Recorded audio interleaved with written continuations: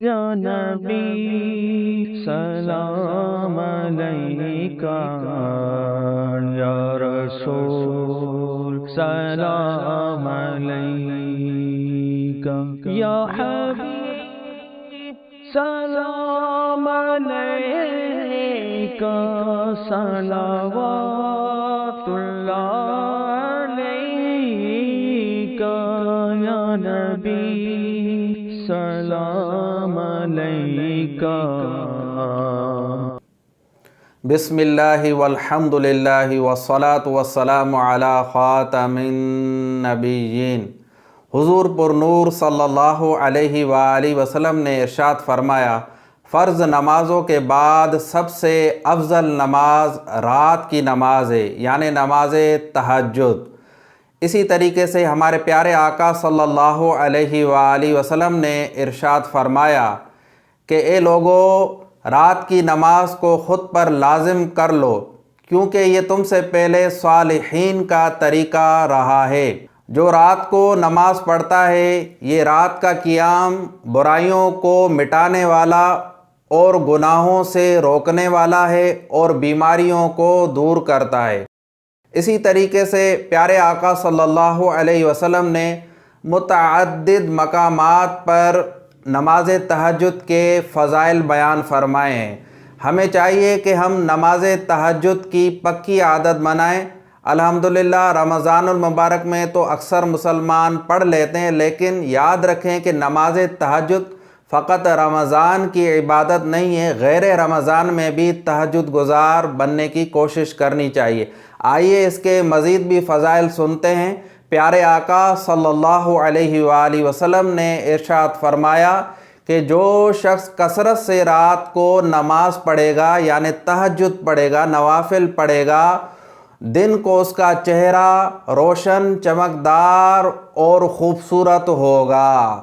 آپ نے دیکھا ہوگا کہ کچھ لوگوں کے چہرے نورانی ہوتے ہیں، خوبصورت ہوتے ہیں، ان کے چہرے پر چمک ہوتی ہے۔ غالباً یہ وہ مسلمان ہوتے ہیں جو تہجد کی نماز پابندی سے پڑھتے ہیں۔ لہٰذا ہمیں بھی چاہیے کہ ہم نماز تہجد کا اہتمام کریں۔ حضرت جنید بغدادی رحمۃ اللہ علیہ بہت بڑے بزرگ گزرے ہیں۔ آپ کا انتقال ہوا تو کسی نے خواب میں دیکھا، پوچھا حضور آپ ارشاد فرمائیے کیسے ہیں آئے؟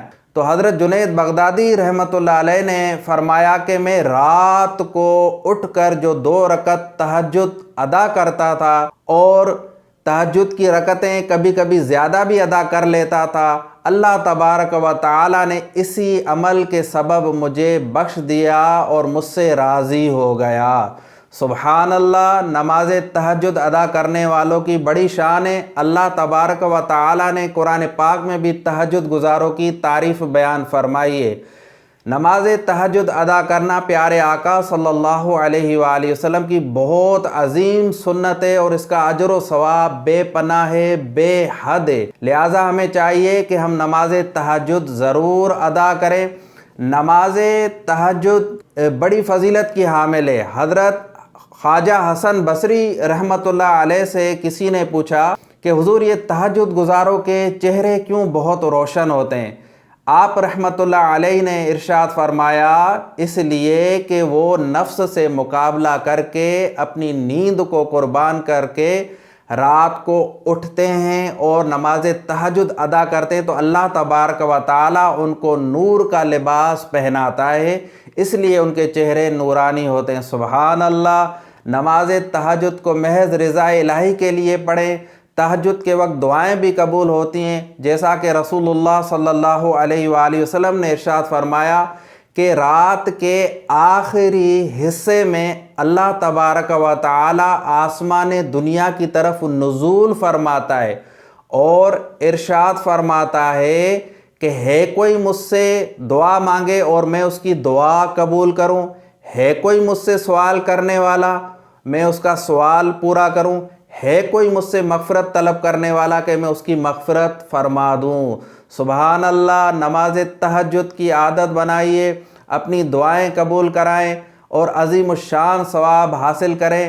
ہم مومنوں کی، مسلمانوں کی پوری زندگی عبادت ہونی چاہیے۔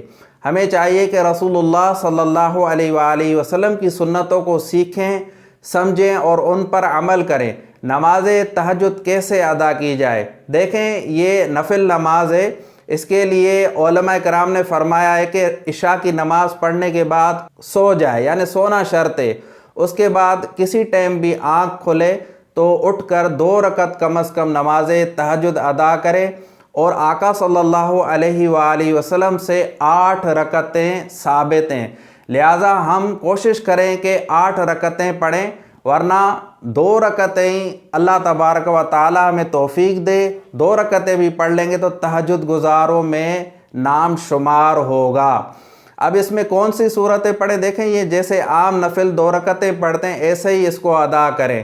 اب اس کا افضل وقت کون سا ہے؟ اس کا افضل وقت ہے کہ ہم رات کے آخری حصے میں اس کو ادا کریں۔ جیسے نماز فجر کا وقت فرض کریں 5:10 پر شروع ہو رہا ہے، کیلنڈر میں جو نمازوں کا نقشہ جات ہوتے ہیں، اوقات الصلاۃ کے دائمی نقشہ جات ہوتے ہیں، یہاں اگر آپ کے پاس اینڈرائڈ موبائل ہے اس میں اوقات الصلاۃ کا سافٹ ویئر ہے، مستند سافٹ ویئر ہے، یہ پلے اسٹور پر موجود ہے، آپ اس میں اپنے شہر کا نام سیو کر لیں تو آپ کے شہر کے جو نماز کے اوقات ہوں گے وہ سامنے آ جائیں گے، ڈسپلے ہو جائیں گے۔ ہمیں چاہیے کہ ہم کوئی بھی نماز ادا کریں اس کے وقت کا، صحیح وقت کا خاص خیال کریں۔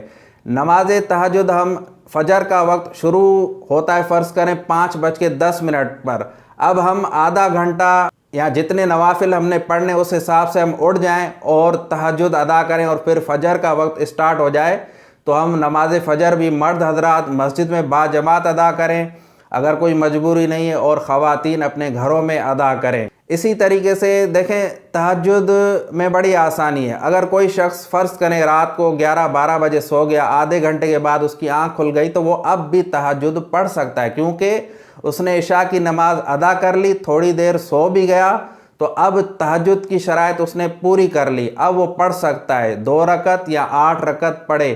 لہٰذا تمام مسلمان کوشش کریں کہ تہجد ادا کرنے کی کوشش کریں کہ تہجد گزار بغیر حساب و کتاب کے جنت میں داخل ہوں گے، اور ان کو اجر و ثواب قیامت کے دن بے شمار ملے گا۔ اللہ تبارک و تعالی ہمیں نماز تہجد ادا کرنے کی توفیق عطا فرمائے۔